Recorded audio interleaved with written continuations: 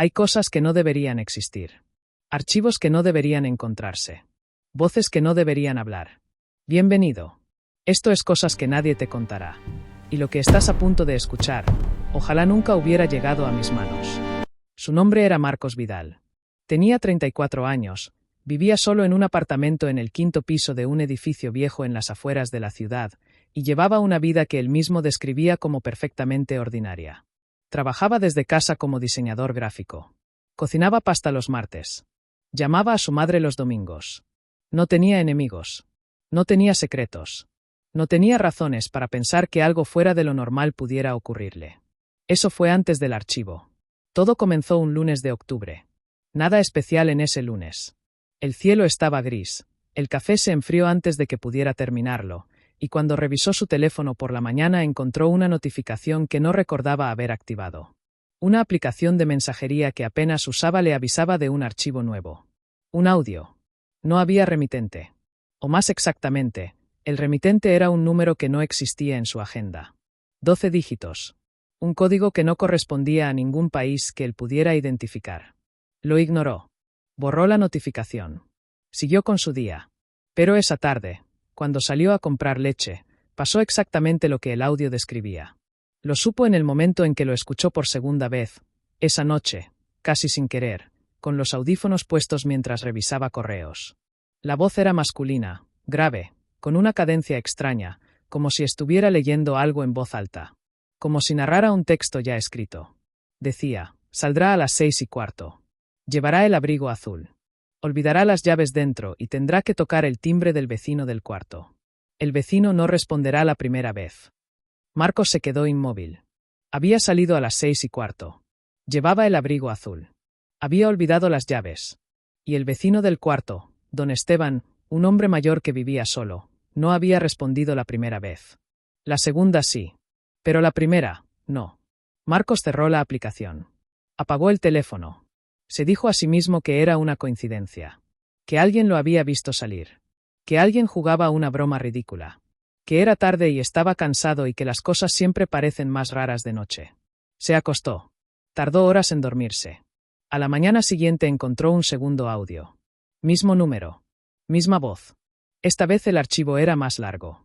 No lo escuchó de inmediato. Lo dejó ahí, en la pantalla, como si ignorarlo pudiera hacerlo desaparecer. Fue al baño. Preparó el desayuno. Se sentó frente a su computadora y fingió trabajar durante 40 minutos. Luego lo escuchó. La voz decía, a las 10:20 recibirá una llamada de un número desconocido. Nadie hablará al otro lado. Colgará después de 9 segundos. A las 12:30 irá a buscar algo en el cajón del escritorio y encontrará una fotografía que no recuerda haber puesto ahí. Marcos miró el reloj. Eran las 9:52 de la mañana. Puso el teléfono sobre la mesa y lo miró como si fuera un animal al que no podía quitarle los ojos de encima. Esperó. A las 10:17 la pantalla se iluminó. A las 10:19, se encendió de nuevo. A las 10:20 en punto, sonó. Número desconocido. Lo contestó. No había nadie. Solo un silencio denso, como el interior de una habitación sin ventanas. Contó. 1, 2, 3. Llegó a 9 y colgó. Las manos le temblaban. No volvió al cajón del escritorio hasta casi la 1 de la tarde, y solo fue porque necesitaba un bolígrafo. La fotografía estaba allí, boca abajo, entre un adaptador viejo y una caja de clips. La levantó despacio. Era una foto de él. Durmiendo. En su propia cama. La foto no tenía fecha. No tenía marcas.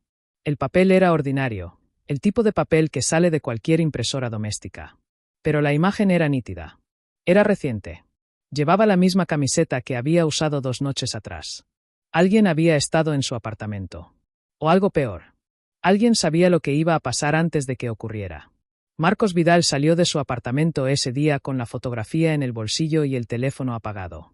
Caminó durante casi 1 hora sin rumbo fijo. Intentó convencerse de que había una explicación lógica. Que alguien había instalado una cámara. Que era una trampa, un experimento, algo que tenía sentido si se miraba desde el ángulo correcto. Pero había una cosa que no podía explicar. El cajón del escritorio tenía llave. Y la única llave que existía la llevaba él colgada del cuello desde hacía 2 años, desde que guardó allí los documentos del divorcio. Nadie había podido entrar. Nadie debería haber podido dejar esa foto ahí. Cuando volvió al apartamento, encontró un tercer audio esperándolo. Esta vez la voz decía algo diferente. No describía el futuro inmediato. No hablaba de llamadas, ni de cajones, ni de abrigos azules. Esta vez decía su nombre. Marcos. Ya sabes que esto es real. Sigue escuchando. Lo que viene después es lo que necesitas saber. Hay personas que, cuando se enfrentan a algo inexplicable, buscan una explicación racional. La buscan con desesperación, con la urgencia de quien necesita el suelo firme bajo los pies. Marcos Vidal fue una de esas personas. Durante exactamente 17 horas. Después de eso, dejó de buscar explicaciones y empezó a tener miedo. El tercer audio había terminado con esa frase. Lo que viene después es lo que necesitas saber. Marcos lo escuchó 3 veces. La voz no temblaba. No había urgencia en ella, ni amenaza, ni compasión. Era una voz que hablaba como habla alguien que está leyendo las instrucciones de un aparato que ya conoce bien. Tranquila. Precisa. Absolutamente inhumana en su calma. Esa noche, Marcos no durmió. Se sentó en el sofá con todas las luces encendidas y el teléfono en la mano, esperando el cuarto audio. No llegó. La madrugada pasó en silencio. A las 4 de la mañana se convenció de que tenía que hablar con alguien. Llamó a su amigo Rodrigo. Rodrigo era el tipo de persona que siempre tiene una teoría. Periodista, curioso por naturaleza, adicto a los foros de conspiración y los documentales de True Crime. Si alguien podía darle una perspectiva útil, era él. Le explicó todo. Los audios, la fotografía, las predicciones que se cumplían. Rodrigo escuchó en silencio, lo cual era inusual en él. Cuando Marcos terminó, hubo una pausa larga. ¿Tienes el número desde el que te los envían? Marcos lo compartió. Rodrigo dijo que lo investigaría. Colgaron. 2 horas después, Rodrigo llamó de vuelta. Su voz era diferente. Más baja. Más cuidadosa. El número no existe, dijo. No en ningún registro. No en ningún país. Lo pasé por 3 buscadores distintos y por una base de datos que un amigo mío usa para rastrear números internacionales. Nada.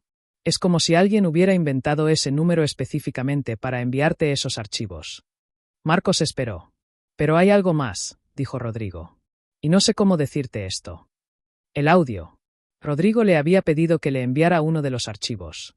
Solo para escucharlo. Marcos le había mandado el segundo, el de la llamada y la fotografía. Rodrigo lo había analizado con un software básico de edición de sonido. La grabación tenía metadatos. Y los metadatos indicaban que el archivo había sido creado 3 semanas antes de que Marcos lo recibiera. 3 semanas antes de que ocurriera cualquiera de las cosas que describía. Marcos cogió el teléfono y fue a la cocina. Necesitaba agua. Necesitaba respirar. Necesitaba no pensar durante 30 segundos en lo que acababa de escuchar. 3 semanas antes. Alguien había grabado esa voz narrando eventos que aún no habían ocurrido, 3 semanas antes de que ocurrieran. Las posibilidades que su mente intentó construir se derrumbaban una tras otra.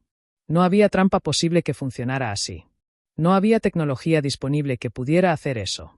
Ni siquiera la vigilancia más sofisticada, la más invasiva, podía predecir que él olvidaría las llaves en un día específico. Que el vecino no respondería la primera vez. Que él contaría exactamente 9 segundos antes de colgar. Esas no eran predicciones basadas en patrones. Eran hechos narrados antes de ser hechos. El cuarto audio llegó esa tarde. Esta vez la voz describía el fin de semana siguiente. Describía que Marcos viajaría a ver a su madre el sábado. Que durante el viaje, su coche tendría un problema con el neumático trasero derecho. Que pararía en una estación de servicio en la salida 12. Que allí hablaría con un hombre de mediana edad con una chaqueta verde. Y que ese hombre le diría algo que cambiaría su forma de entender todo lo que le estaba ocurriendo. La voz no decía qué. Solo decía: escucha con atención lo que él te diga. No lo interrumpas. No le muestres los audios. Solo escucha. Marcos no había planeado visitar a su madre ese fin de semana. No había planeado nada. Y sin embargo, algo en esa frase lo perturbó de una manera diferente a todo lo anterior. No era la predicción lo que lo asustaba. Era la instrucción. Porque hasta ahora, los audios habían descrito. Habían narrado. Pero esta vez, la voz le estaba diciendo qué hacer. Fuera lo que fuera eso al otro lado, ya no solo observaba. Ahora participaba. Marcos pasó el resto del día sin moverse del sofá. Pensó en borrar la aplicación. En cambiar de número. En llamar a la policía. Pero, ¿qué les diría? ¿Que alguien le enviaba audios que predecían el futuro? ¿Que había encontrado una foto suya durmiendo en un cajón con llave? ¿Que una voz sin nombre le daba instrucciones? Pensó en todo eso. Y luego pensó en algo que no había considerado hasta entonces. Si la voz podía predecir lo que hacía, también podía predecir lo que pensaba. Y si podía predecir lo que pensaba, entonces ya sabía que él estaba sentado en ese sofá considerando todas esas opciones. Ya sabía que dudaría. Ya sabía que, al final, el sábado por la mañana, Marcos Vidal se subiría al coche. Conduciría hacia la casa de su madre. Y en la salida 12, con el neumático trasero derecho desinflado, pararía en una estación de servicio. Y encontraría al hombre de la chaqueta verde. Lo sabía porque la voz ya lo había dicho. Y hasta ahora, la voz nunca se había equivocado. El sábado llegó. Claro, frío, con ese tipo de luz pálida que hace que todo parezca más real y más irreal al mismo tiempo. Marcos se despertó con la intención de no ir. Estuvo durante 20 minutos mirando el techo, convenciéndose de que era su vida, de que nadie podía obligarlo, de que lo más sensato era quedarse en el apartamento, desconectarse de todo, buscar ayuda profesional. Un psicólogo. Un médico. Alguien que le dijera que estaba sobreinterpretando coincidencias. A las 9:15 de la mañana, cogió las llaves del coche. Condujo en silencio. Sin música. Sin radio. Mirando la carretera con esa atención exagerada de quien espera que algo ocurra en cualquier momento. Llegó a la salida 11 sin novedad. Pasó el desvío de la salida 11. A 4 kilómetros de la salida 12, el volante empezó a vibrar. Suave al principio. Luego más pronunciado. El coche tiró ligeramente hacia la derecha. Marcos sacó el pie del acelerador, encendió las luces de emergencia, y salió lentamente de la carretera principal. Neumático trasero derecho. Completamente desinflado. Se quedó sentado en el coche durante 1 minuto sin moverse. Las manos sobre el volante. Los ojos fijos en el retrovisor, donde veía el tráfico pasar indiferente a sus espaldas. La estación de servicio estaba a 200 metros. Entró empujando el coche. Había un mecánico joven que lo ayudó a estacionar. Le dijo que tardaría unos 40 minutos. Marcos asintió, caminó hacia la pequeña área de descanso con máquinas expendedoras y 4 sillas de plástico, y se sentó. No había nadie con chaqueta verde. Durante 15 minutos, no había nadie con chaqueta verde. Entonces entró un hombre. Tenía unos 50 años. Cabello gris en las sienes, gafas de montura fina, la complexión de alguien que alguna vez fue atlético y ya no lo es. Y una chaqueta verde. Oscura, de tela resistente, con el cuello levantado contra el frío. El hombre compró un café en la máquina. Se giró. Vio a Marcos. Lo miró de una manera que no era casual. Se sentó 2 sillas más allá. Hubo un silencio de casi 3 minutos. El ruido del taller. El ronroneo de la máquina de café. El viento contra las ventanas.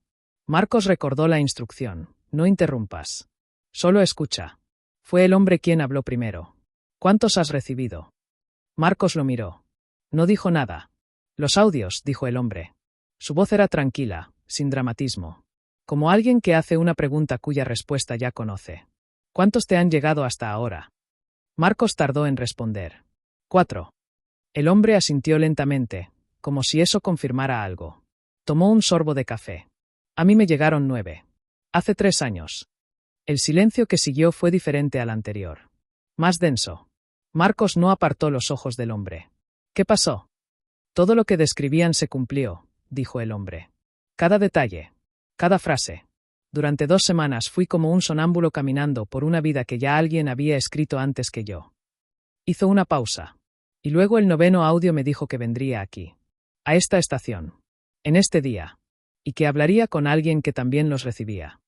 Yo. Supongo. El hombre lo miró directamente. ¿Sabes lo más extraño? Marcos esperó. Que en el 9º audio, la voz ya sabía lo que yo le diría a esa persona. Me lo anticipó. Me dijo exactamente qué palabras usaría. El hombre sonrió, pero era una sonrisa que no llegaba a los ojos. Y aquí estoy, diciéndotelas. Como si no pudiera hacer otra cosa. Marcos sintió algo frío recorrerle la espalda.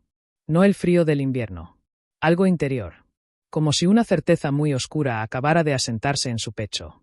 ¿Qué pasó después del 9º audio?, preguntó. El hombre dejó el café sobre la silla. Se levantó. Se ajustó el cuello de la chaqueta. Dejaron de llegar, dijo. Los audios pararon. Y yo me quedé con la única pregunta que importa. Se dirigió hacia la puerta. Marcos se puso de pie. ¿Cuál es esa pregunta? El hombre se giró una última vez. En su expresión había algo que Marcos no supo identificar de inmediato. No era miedo. Era algo más profundo. La resignación de alguien que ha llegado al límite de lo comprensible y ha decidido vivir con ello. Si alguien narra tu futuro antes de que ocurra, dijo el hombre, ¿quién está eligiendo realmente lo que haces? Salió. Marcos lo vio cruzar el aparcamiento, subirse a un coche oscuro y desaparecer en la carretera. El mecánico vino a decirle que el coche estaba listo. Marcos condujo hasta la casa de su madre en silencio absoluto. Comió con ella. Respondió sus preguntas con medias sonrisas. Regresó a casa por la noche. Y cuando llegó al apartamento, encontró el quinto audio. El quinto audio duró 11 minutos y 42 segundos. Marcos lo sabe porque lo cronometró. Lo escuchó sentado en el suelo de la cocina, con la espalda contra los armarios y las rodillas recogidas contra el pecho, como si hacerse más pequeño pudiera protegerlo de lo que estaba escuchando. La voz empezó de manera diferente esta vez. Sin descripción de eventos. Sin predicciones inmediatas. Comenzó con una historia. Hace 40 años, decía la voz, un equipo de investigadores de una universidad que nunca mencionarás en voz alta condujo un experimento sobre lo que llamaban capas temporales. La premisa era sencilla. Si el tiempo no es lineal sino superpuesto, si todos los momentos existen simultáneamente en capas que solo percibimos de forma secuencial, entonces existiría la posibilidad teórica de que información de una capa más avanzada filtrara hacia una capa anterior. Marcos no se movió. El experimento fracasó. O eso dijeron. Los registros fueron sellados. Los investigadores firmaron acuerdos de confidencialidad. 3 de ellos murieron en circunstancias que nadie investigó con demasiado interés. Los otros 2 desaparecieron de cualquier registro público a partir de 1987. Pausa. Solo el sonido de fondo de la grabación. Un zumbido apenas perceptible. Como electricidad estática. Como algo que respira. Lo que nadie supo es que el experimento no fracasó del todo. Creó algo. No un dispositivo, no una máquina. Creó un proceso. Una forma de que la información viajara. Y ese proceso siguió funcionando después de que todos intentaron detenerlo. Siguió funcionando porque no dependía de tecnología. Dependía de personas específicas. La voz hizo otra pausa. De personas como tú, Marcos. Marcos cerró los ojos.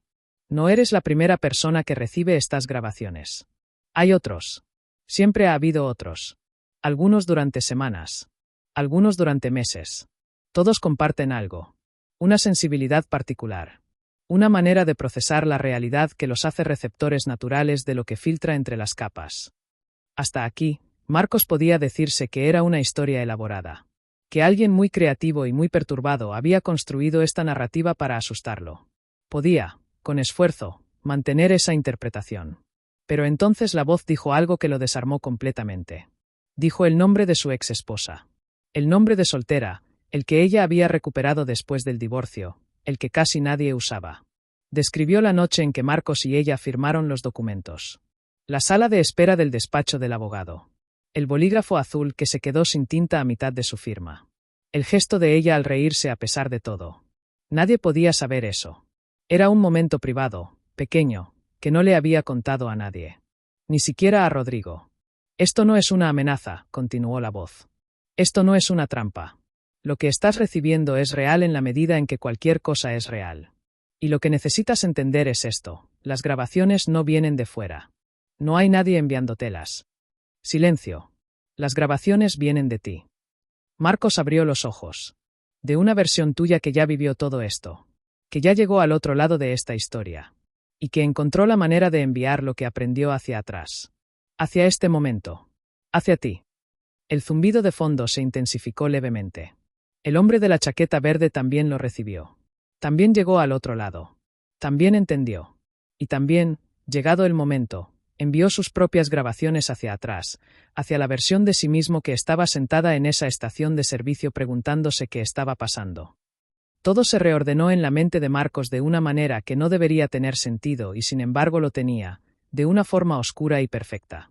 Pronto recibirás los últimos audios. En ellos encontrarás instrucciones. Instrucciones sobre cómo completar el proceso. Sobre cómo crear las grabaciones que ya recibiste. La voz se detuvo un segundo. Sobre cómo enviárselas a ti mismo. El audio terminó. Marcos se quedó en el suelo de la cocina durante mucho tiempo.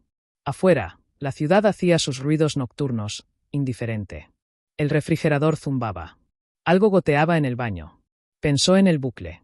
En la perfección terrible de esa estructura.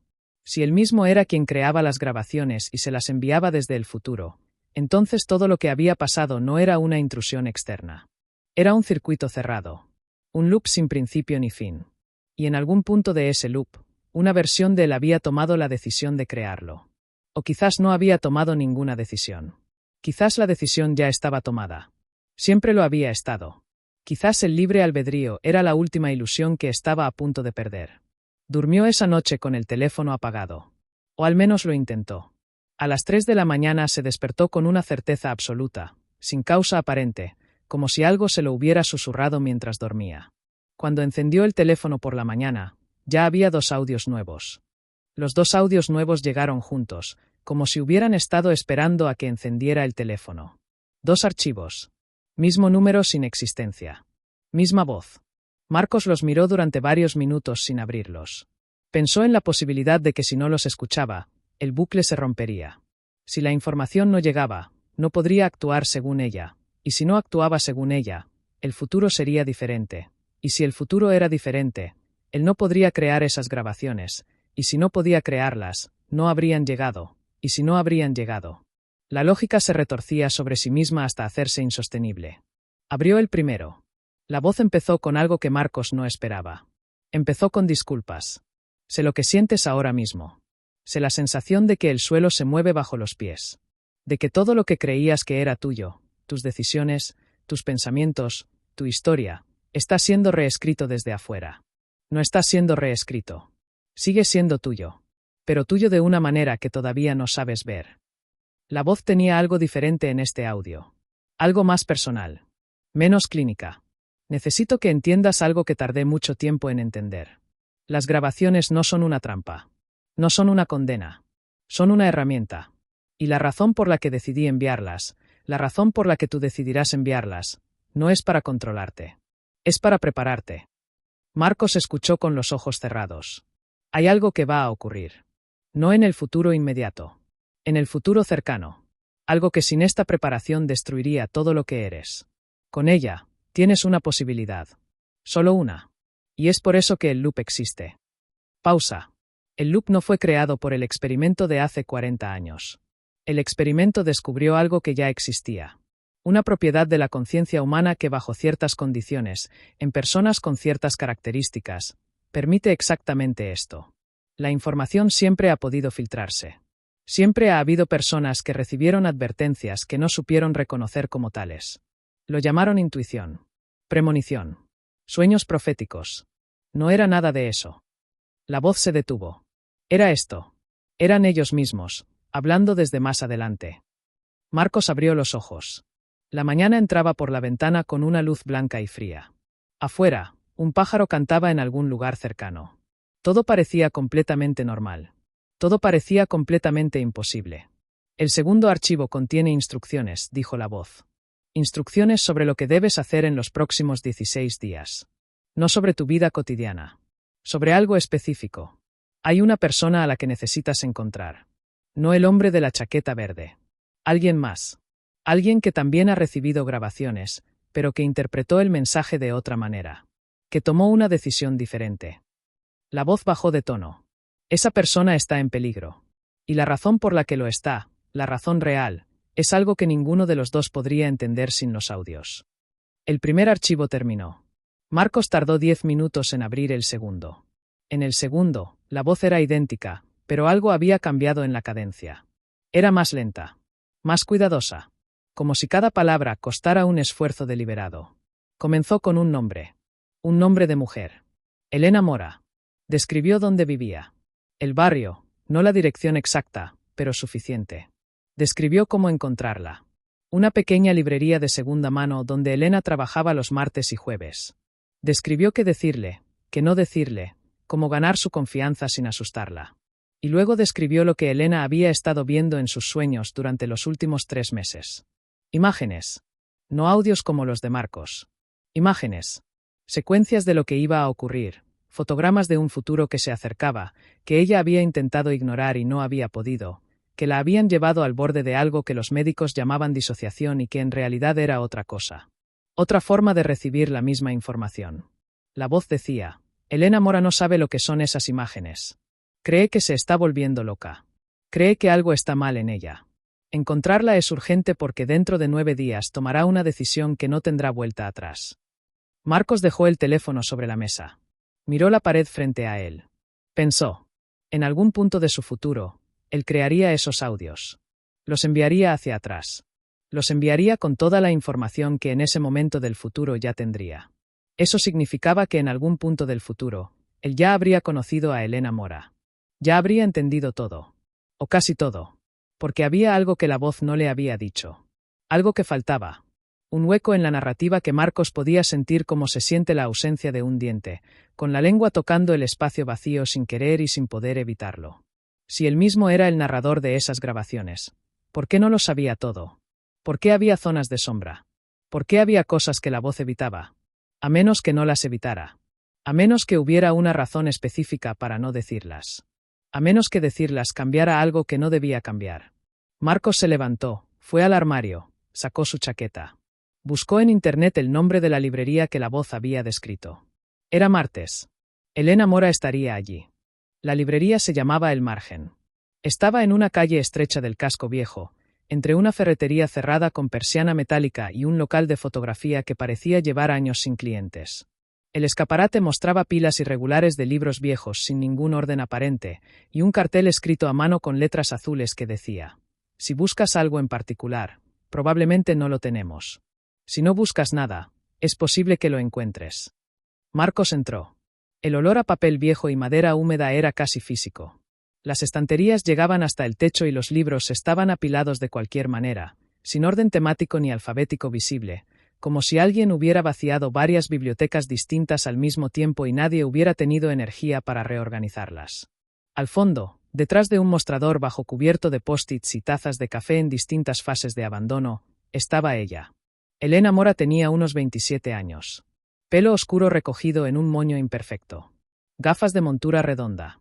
Llevaba un jersey demasiado grande para ella y sostenía un libro abierto que en realidad no estaba leyendo, porque sus ojos miraban ligeramente más allá de la página, hacia algún punto que no existía en esa habitación.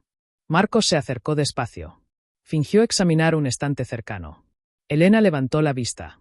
Lo miró con esa expresión de los libreros que han desarrollado un radar para detectar a los clientes que no saben lo que quieren pero que tampoco quieren que les pregunten. ¿Buscas algo? No exactamente, dijo Marcos. Y luego, siguiendo las instrucciones al pie de la letra: vine porque alguien me dijo que vendrías aquí. Alguien que sabía que tú también habías visto cosas. Elena no se movió. Pero algo en su cara cambió. Un pequeño cierre, como el de una puerta que se lleva demasiado tiempo entreabierta y de pronto alguien empuja hacia adentro. No sé de qué hablas, dijo. Las imágenes, dijo Marcos. Secuencias. Cosas que aún no han ocurrido pero que ya las has visto. Silencio. El reloj en la pared hizo 2 tics audibles. Necesito que te vayas, dijo Elena. Llevo 4 días recibiendo grabaciones de audio, dijo Marcos, sin moverse. Grabaciones que predicen exactamente lo que va a pasar. Con detalle. Con precisión. Y que tienen fecha de creación anterior a los eventos que describen. Hizo una pausa. No estoy loco. No estoy inventando nada. Y si tú también lo estás viendo, entonces tampoco tú lo estás inventando. Elena lo miró durante un tiempo que se sintió muy largo. Luego se levantó, fue hacia la puerta de la calle, echó el cerrojo, y giró el cartel de abierto a cerrado. Siéntate, dijo. Hablaron durante casi 3 horas. Lo que Elena le contó superó en complejidad todo lo que Marcos había recibido en los audios. Las imágenes habían empezado 3 meses atrás, pero no como sueños. Como interrupciones. Fragmentos visuales que aparecían mientras estaba despierta, mientras cocinaba o leía o hablaba con clientes. Duraban segundos. Eran nítidas con esa nitidez particular de los recuerdos reales, no con la textura difusa que tienen los sueños. Al principio había creído que era estrés. Luego que era algo neurológico. Los médicos no habían encontrado nada. Un psiquiatra le había hablado de episodios disociativos y le había recetado algo que ella no tomaba porque las pastillas embotaban las imágenes y de alguna manera, a pesar del miedo, no quería perderlas. Porque en las imágenes reconocía cosas. Lugares que luego veía. Conversaciones que luego ocurrían. Pequeños detalles del futuro inmediato que se cumplían con esa misma precisión perturbadora que Marcos ya conocía. Pero hay una imagen que no puedo entender, dijo Elena. Su voz bajó. Se repite. Siempre la misma. Un edificio. Una habitación vacía en el último piso. Una ventana. Y desde esa ventana, una vista que reconocería si la viera, estoy segura, pero que no sé dónde está. Marcos esperó. En la habitación hay una mesa. Sobre la mesa hay un grabador. Encendido. Hizo una pausa. Y a veces, en la imagen, hay alguien sentado frente al grabador. No veo su cara, pero veo sus manos. Silencio. Son mis manos, dijo Elena en voz muy baja. Soy yo la que está grabando. Marcos sintió el peso de eso caer en la conversación como una piedra en agua quieta. Él se enviaba las grabaciones desde el futuro. Elena se enviaba las imágenes desde el futuro. Los dos eran al mismo tiempo el emisor y el receptor de su propia historia. Y en algún punto del futuro, los dos habían estado en la misma habitación. ¿Qué está grabando?, preguntó Marcos. Elena lo miró. Sus ojos tenían esa expresión de alguien que ha tenido una certeza incómoda durante mucho tiempo y recién ahora puede decirla en voz alta. Una voz, dijo. En la imagen siempre lo veo. El grabador enciende cuando alguien habla. Cuando alguien habla en esa habitación. Marcos se quedó absolutamente quieto. Elena. ¿Quién habla? Tú, dijo ella. Tú eres el que habla. El mundo no se detuvo. El reloj siguió su ritmo. En la calle, alguien pasó con un cochecito de bebé. Todo siguió siendo completamente normal. Excepto que Marcos acababa de entender que era él la voz de los audios. Que él mismo, en algún punto del futuro, grabaría todo lo que había escuchado. No como algo que recordaría hacer. Como algo que ya había hecho. Como algo que siempre había sido inevitable. Esa noche, Marcos Vidal no durmió. No porque el miedo no le dejara, aunque eso también. Sino porque tenía que pensar. Y pensar, de verdad, sin evasiones, sin el impulso de construir una narrativa más cómoda, requería la quietud de la oscuridad y del silencio. Si él era la voz, entonces en algún momento del futuro se sentaría frente a un grabador y narraría todo lo que estaba ocurriendo ahora, con la precisión de alguien que ya lo vivió y lo recuerda. Cada detalle. Cada momento. El abrigo azul. Las llaves olvidadas. El vecino del cuarto. El número de teléfono sin existencia. Todo eso lo había narrado él mismo. Pero había un problema con esa estructura. Un problema que a las 4 de la madrugada empezó a dibujarse con una claridad que le revolvió el estómago. Si él narraba los eventos desde el futuro porque ya los había vivido, entonces los había vivido porque los había narrado. La causa dependía del efecto. El efecto dependía de la causa. Era un circuito perfecto. Demasiado perfecto. En la física hay un principio que habla del problema de la causalidad en los loops temporales. Si viajas al pasado y causes los eventos que hicieron necesario tu viaje, ¿dónde empezó realmente la cadena? La respuesta correcta es que no hay un comienzo. El loop es su propio origen. Se sostiene a sí mismo. Pero eso requería una condición que Marcos había pasado por alto hasta ese momento. Para que el loop existiera, alguien lo había iniciado. En algún punto, en algún pasado que ya no era accesible, alguien había hecho las primeras grabaciones sin haber recibido ninguna antes. Alguien había sido el nodo original. El primer emisor sin receptor previo. El que puso en marcha la máquina. ¿Quién? La respuesta, cuando llegó como llegan las cosas que no quieres saber. Gradual. Inevitable. El experimento de hace 40 años. Los investigadores que habían descubierto la propiedad de la conciencia humana. Los que habían muerto o desaparecido. Los que, según la voz en el quinto audio, habían creado el proceso sin poder detenerlo. Ellos no habían creado el proceso porque descubrieran algo nuevo.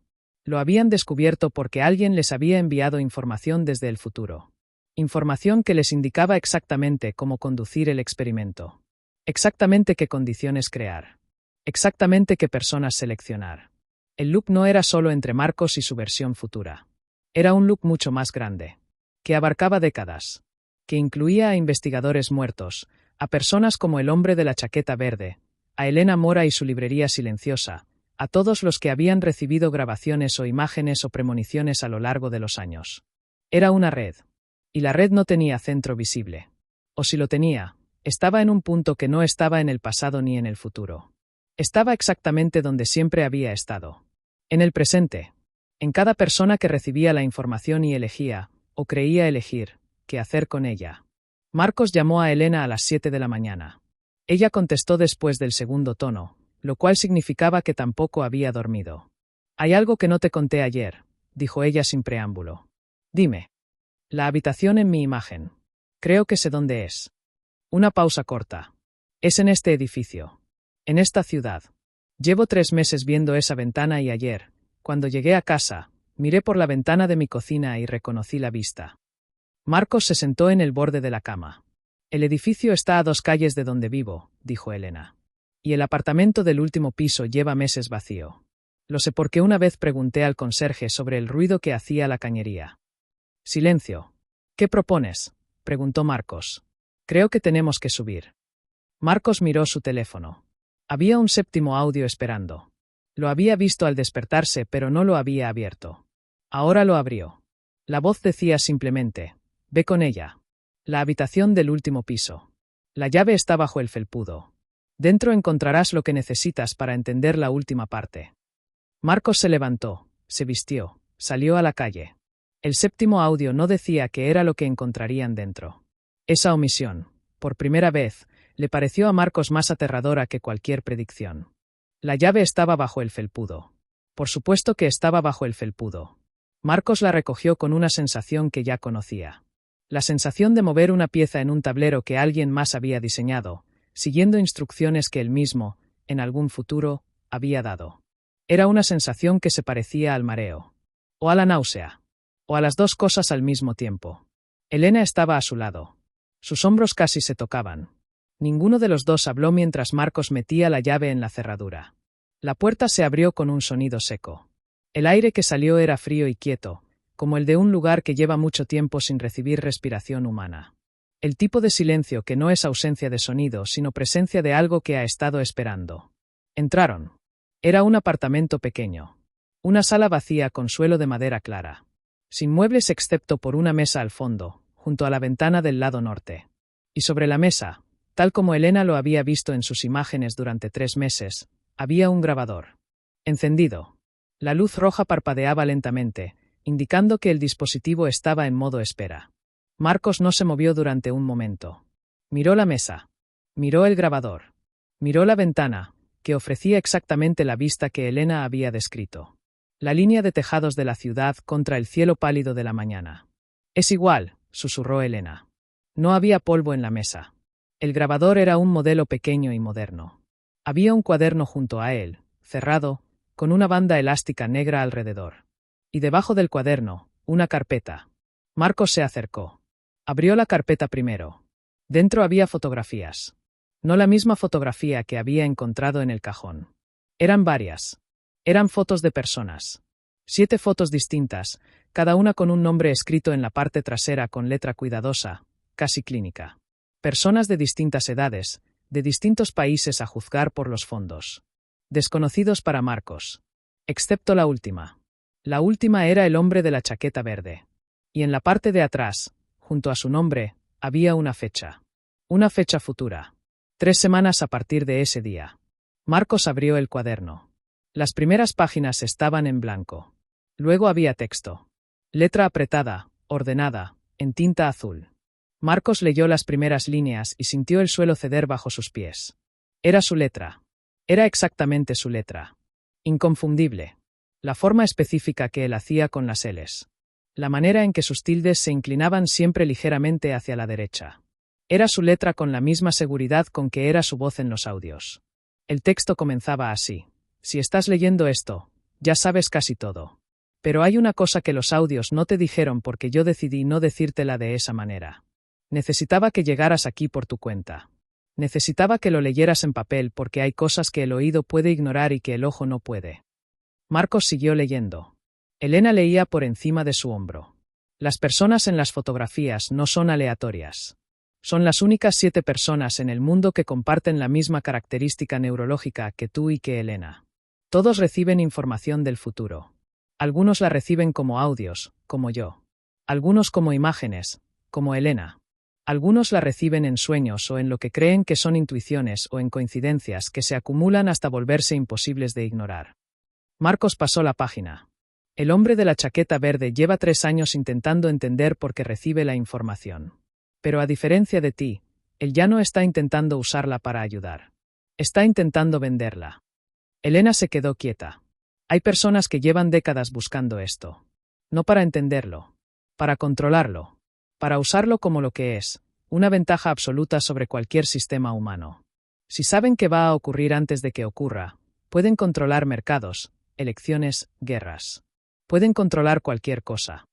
Marcos levantó la vista del cuaderno y miró por la ventana. La ciudad seguía siendo la misma ciudad de siempre.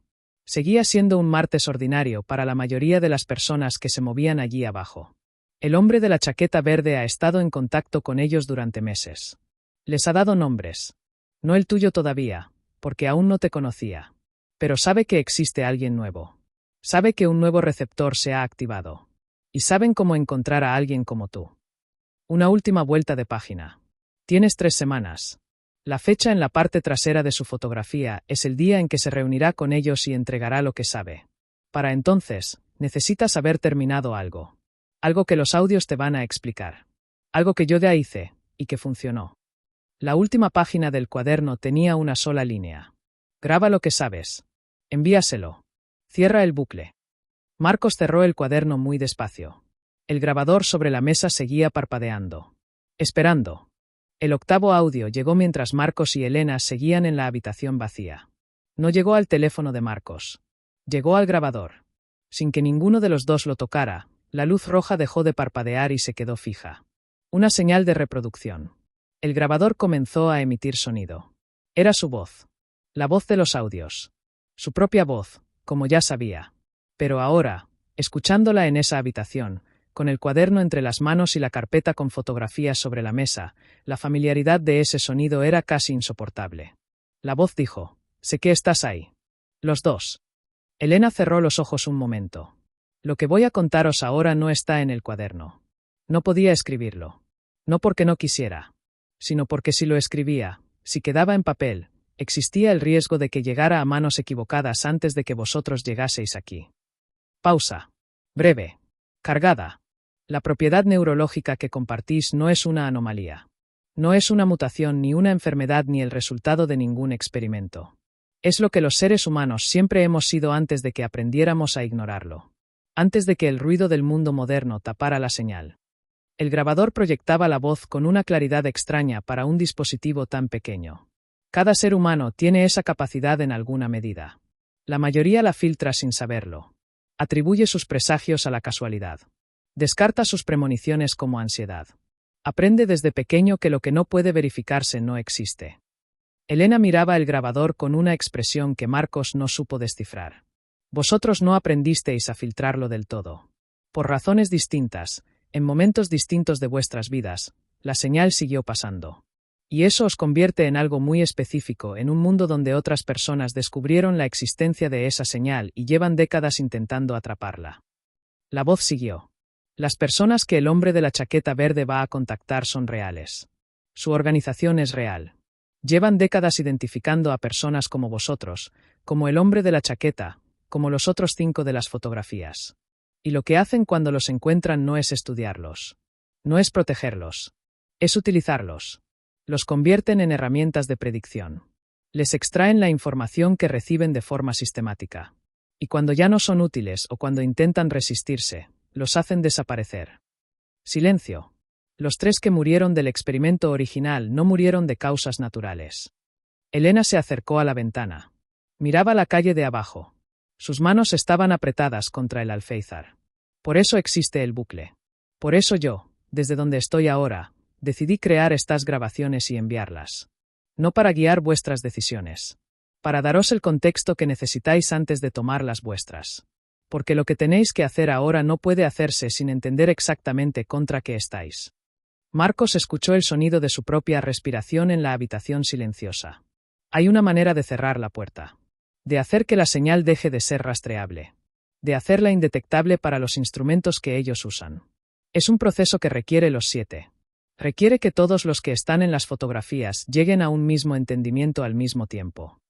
Pausa larga. 5 de ellos ya lo hicieron. Ya cerraron su señal. Ya están a salvo. El hombre de la chaqueta verde es el sexto. Pero tomó el camino equivocado. Cree que trabajar con ellos le dará protección. Está equivocado. En 3 semanas lo descubrirá, pero para entonces será demasiado tarde para él y potencialmente para todos.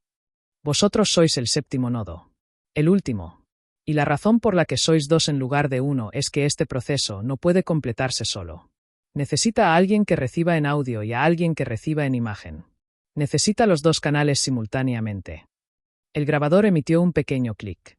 Para cerrar la señal necesitáis encontrar al hombre de la chaqueta verde antes de que llegue a su reunión. No para detenerlo con violencia. Solo para mostrarle esto. Una pausa. Mostrarle lo que ocurrió con los que confiaron en ellos. El grabador emitió otro clic. En la carpeta hay una fotografía que todavía no habéis mirado. Marcos volvió a la mesa. Abrió la carpeta. Las 7 fotografías que había examinado antes. Las recorrió de nuevo. 7. Solo eran 7. Pero debajo de las 7, pegada al fondo de la carpeta con la cara hacia abajo, había una más. La levantó. Era una fotografía de una habitación. Esta habitación. Exactamente esta habitación, desde el ángulo de la puerta. La mesa, el grabador, la ventana. Y en la fotografía, frente a la mesa, había 2 personas. Una era Marcos. La otra era Elena. Ambos miraban hacia la cámara con una expresión que no era miedo ni alivio ni sorpresa. Era algo que Marcos no había visto antes en ningún rostro. Era reconocimiento. La fotografía tenía fecha en el reverso. Era la fecha de ese día. El grabador se apagó con un sonido suave. La luz roja se extinguió. Elena se giró hacia él. Ninguno de los 2 dijo nada durante mucho tiempo. Lo que ocurrió en los días siguientes fue a la vez lo más extraño y lo más claro que Marcos había experimentado en su vida. Extraño porque cada paso que daban estaba anticipado. Claro porque por primera vez desde que llegó el primer audio, sabía exactamente por qué estaba haciendo cada cosa. Encontraron al hombre de la chaqueta verde. Se llamaba Adrián Sellés. No fue difícil. La voz en el cuaderno había dejado suficiente información. Un bar donde iba todos los miércoles.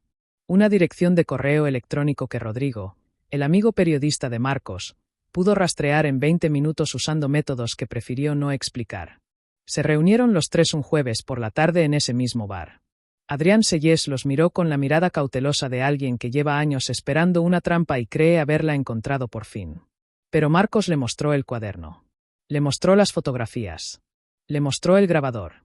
Y luego le mostró la fotografía del final de la carpeta. La de los 2 en la habitación, con la fecha de ese día. Adrián Sellés la miró durante un tiempo muy largo. Luego dijo: «¿Cómo sé que esto no lo hicisteis vosotros?» «No puedes saberlo con certeza», dijo Marcos. Igual que yo no podía saber con certeza que los audios eran reales. Pero hay cosas que no pueden falsificarse. La fecha de creación de los archivos. El contenido que nadie más podría conocer. La precisión de cada detalle. Adrián Sellés miró su café. Miró la mesa. Miró sus propias manos. «Llevo 3 años intentando entender qué soy», dijo en voz muy baja. «¿Por qué sé cosas que no debería saber? Porque el futuro a veces me llega como si ya lo hubiera vivido». Una pausa. Cuando ellos me contactaron, pensé que por fin había alguien que lo entendía. Que podía darme respuestas. «¿Y si te diéramos nosotros las respuestas?», dijo Elena. Adrián Sellés los miró. En sus ojos había algo que en otra circunstancia habría parecido simple cansancio. Pero Marcos lo reconoció. Era lo mismo que había visto en el espejo esos últimos días. La fatiga de cargar con algo para lo que nadie le había dado vocabulario. Le contaron todo. Les llevó 2 horas. Adrián escuchó sin interrumpir, que era exactamente lo que la voz le había pedido a Marcos en la estación de servicio. Al final, Adrián Sellés canceló la reunión. Eso fue todo. Una llamada. 5 minutos. No voy a poder. Sin explicaciones. Marcos nunca supo si eso fue suficiente para protegerlos. Nunca supo si la organización de la que hablaba la voz en el cuaderno era tan real y tan peligrosa como sugería, o si era una parte del bucle que nunca llegó a materializarse porque fue interrumpida justo a tiempo. Lo que sí ocurrió fue esto. 3 días después de la reunión con Adrián, Marcos se sentó en la habitación vacía del último piso. Solo. Con el grabador sobre la mesa y el cuaderno abierto. Y comenzó a hablar.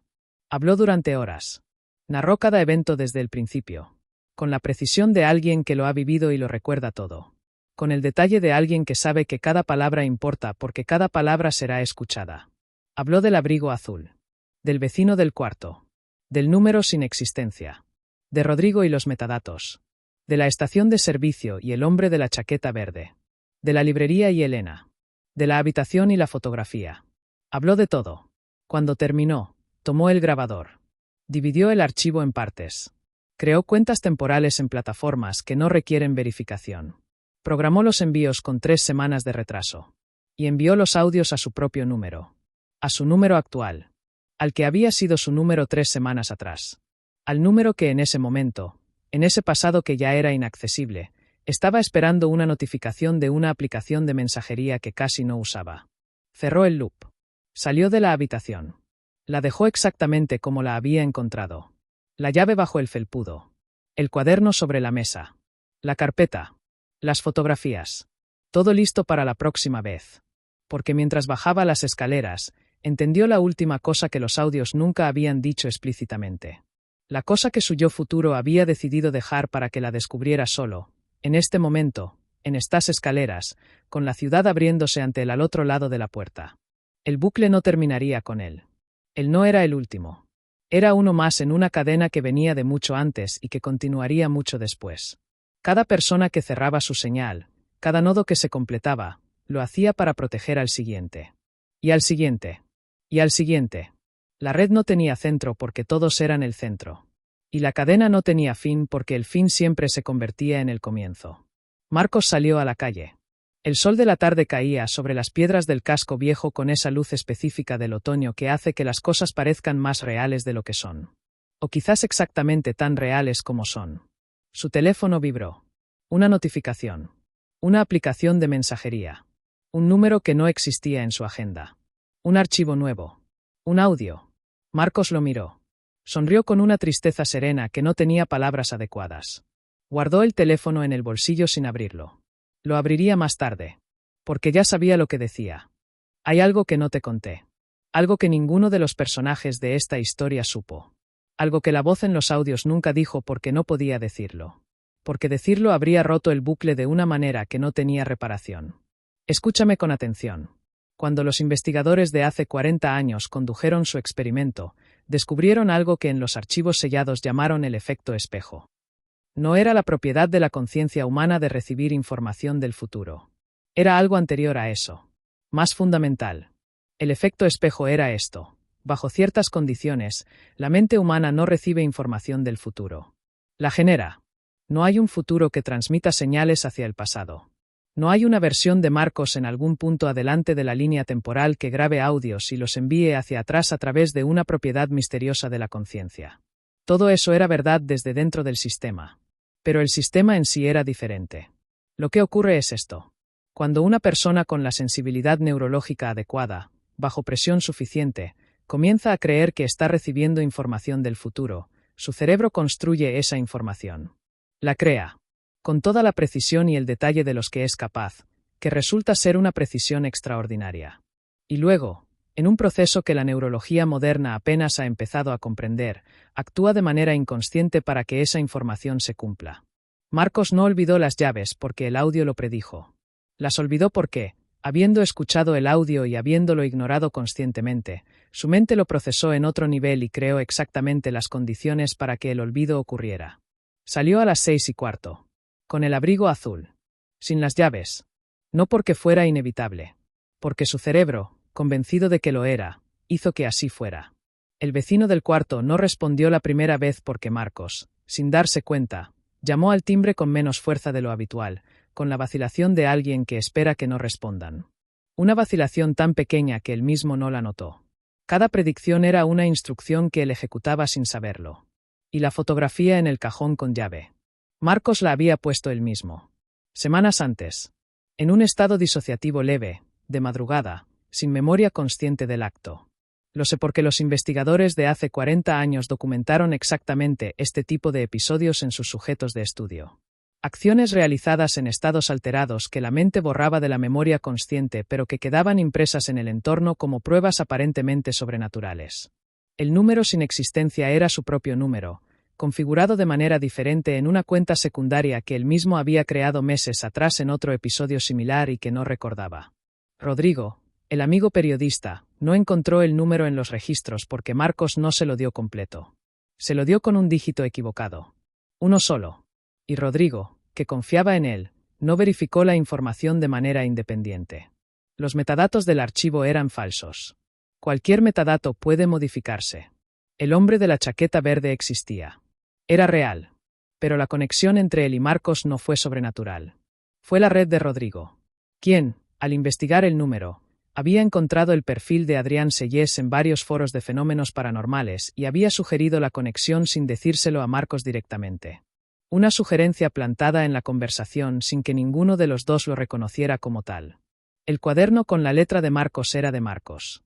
Lo había escrito. No lo recordaba porque lo había escrito de madrugada, en uno de esos estados. Y Elena Mora. Elena Mora era real. Sus visiones eran reales. Su trauma era real. Pero las visiones no venían del futuro. Venían del mismo mecanismo. Su cerebro, hipersensible y bajo un estrés sostenido, generaba imágenes de situaciones probables basadas en procesamiento inconsciente de información real y luego creaba las condiciones para que esas situaciones ocurrieran. Ella había construido la imagen de la habitación porque la habitación existía. Había pasado por delante del edificio. Lo había procesado sin registrarlo conscientemente. Lo había integrado a la narrativa que su mente construía. Los dos, Marcos y Elena, eran lo que los investigadores llamaban arquitectos inconscientes. Personas cuya mente tenía una capacidad extraordinaria de procesar señales del entorno, construir predicciones con altísima precisión, y luego actuar para que esas predicciones se cumplieran, todo sin conciencia del proceso. No eran receptores de mensajes del futuro. Eran los autores del futuro que creían recibir. Y aquí está el giro que lo cambia todo. Lo que Marcos experimentó en esas semanas fue real. El miedo fue real. La confusión fue real. La sensación de que algo externo controlaba su vida fue real. Pero la pregunta que el hombre de la chaqueta verde le hizo en la estación de servicio, esa pregunta que resonó en Marcos como la más perturbadora de toda la experiencia, la pregunta que decía, si alguien narra tu futuro antes de que ocurra, ¿quién está eligiendo realmente lo que haces? Esa pregunta tiene una respuesta. Y la respuesta es más inquietante que cualquier entidad misteriosa. Más perturbadora que cualquier loop temporal. Más difícil de aceptar que la idea de recibir mensajes del futuro. La respuesta es, tú. Siempre fuiste tú. No una versión futura de ti. No una parte de ti que aún no comprendes. Tú, exactamente tú, con todos tus miedos y tus patrones y tus memorias borradas y tu capacidad casi sobrehumana para construir la realidad que crees que simplemente te ocurre. La pregunta no es quién controla tu futuro. La pregunta es cuánto de lo que llamas tu vida estás eligiendo conscientemente, y cuánto está siendo elegido por partes de ti que actúan en la oscuridad, que escriben en cuadernos de madrugada, que configuran números de teléfono que luego olvidan, que crean las condiciones exactas para vivir la historia que ya decidieron vivir. Marcos Vidal llegó a esta conclusión solo. Sin ayuda. Meses después, cuando el eco de todo aquello había perdido su urgencia y se había convertido en algo que podía mirar desde lejos. Y entonces hizo algo que nadie, ninguno de los investigadores, ninguno de los nodos de la supuesta red, ninguna versión de ningún futuro, había anticipado. No creó las grabaciones. Rompió el bucle. Deliberadamente. Conscientemente. Como un acto de voluntad pura. Se sentó en esa habitación frente al grabador. Y no dijo nada. El silencio que siguió fue el silencio más libre que había experimentado en su vida. Porque era el primer momento, desde que todo empezó, en que ninguna voz, ni exterior ni interior, le decía lo que haría a continuación. El grabador esperó. La luz roja parpadeó. Marcos lo apagó. Salió de la habitación. Guardó la llave en su bolsillo, en lugar de dejarla bajo el felpudo. Y pensó, si el bucle no se cierra, la siguiente persona que llegue aquí no encontrará instrucciones. No encontrará una narrativa lista para consumir. Se enfrentará a la habitación vacía.